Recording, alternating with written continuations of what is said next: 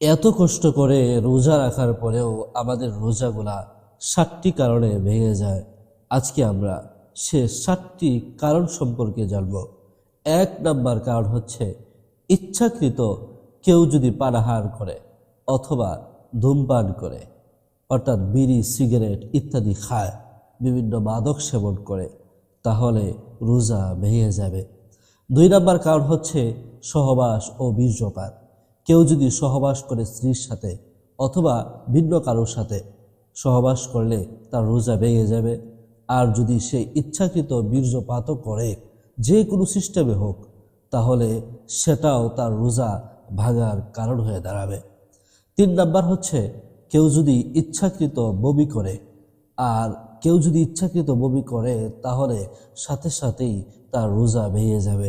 বিভিন্নভাবে বমি করা যায়, ইচ্ছাকৃতভাবে। এই যে কোনো একটা টাইপের যদি বমি সে ইচ্ছাকৃতভাবে করে তাহলেও তার রোজা ভেঙে যাবে। 4 নাম্বার কারণ হচ্ছে খাদ্য অথবা পুষ্টি জাতীয় কোনো ইনজেকশন নেওয়া। আর যদি কেউ এই টাইপের কোনো ইনজেকশন নেয় যে যার মধ্যে খাদ্য অথবা পুষ্টি জাতীয় কোনো কিছু ছিল না, তার মধ্যে রোগ নিরাময়ের কোনো ব্যবস্থাপনা ছিল, তাহলে এই ইনজেকশনের কারণে তার রোজা ভাঙবে না, যা বিভিন্ন ডাক্তাররা দিয়ে থাকে বড় কোনো অসুখের কারণে, তাহলে তার রোজা ভাঙবে না। তবে যদি সে খাদ্য অথবা পুষ্টি জাতীয় কোনো ইনজেকশন, কোনো স্যালাইন দিয়ে থাকে, তাহলে অবশ্যই তার রোজা সাথে সাথে ভেঙে যাবে। 5 নাম্বার যে কারণ হচ্ছে ভুলবশত পানাহার করা। যে ভুলবশত পানাহার করার পরে আবারও মনের মধ্যে সন্দেহ হয়েছে রোজা হলো কি হলো না, এই টাইপের, পরবর্তীতে সে আবারও খেয়ে ফেললো, যা রোজা রাখবোই না, আবার খায় দেখি, একবার খাইলে কি হবে, খাইছি তো, এই টাইপের যদি কোনো সমস্যা হয় তাহলেও তার রোজা ভেঙে যাবে।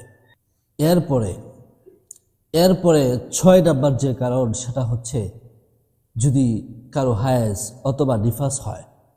এটা সাধারণত মহিলাদের ক্ষেত্রে হয়। যদি হায়েজ অথবা নিফাস হয় সাথে সাথে তার রোজা ভেঙে যাবে। সে রোজা রাখতেছিল, সকাল থেকে 10টা পর্যন্ত রোজা রাখার পরে হঠাৎ করেই তার হায়েজ শুরু হয়ে গেছে। সে এই হায়েজ শুরু হয়ে যাওয়ার কারণে অথবা সন্তান ভূমিষ্ঠ হওয়ার কারণে নিফাস শুরু হয়ে গেছে, তাহলে তার রোজা এখানেই ভেঙে যাবে। সে রোজার পরবর্তীতে যে কোনো সময় রমজানের পরে সে যতগুলা রোজা মিস করছে, যেমন সে যদি 5টা রোজা মিস করে থাকে হায়েজের কারণে, অথবা যদি 3টি রোজা মিস করে থাকে হায়েজের কারণে, তাহলে রমজানের পরে সে বাকি 3টি রোজায় রাখবে।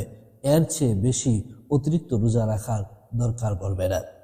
তাহলে আমরা 6 নাম্বার কারণ পাইলাম যে হায়েজ অথবা নিফাস যদি শুরু হয় তাহলেও এই রমজানের রোজা ভেঙে যাবে।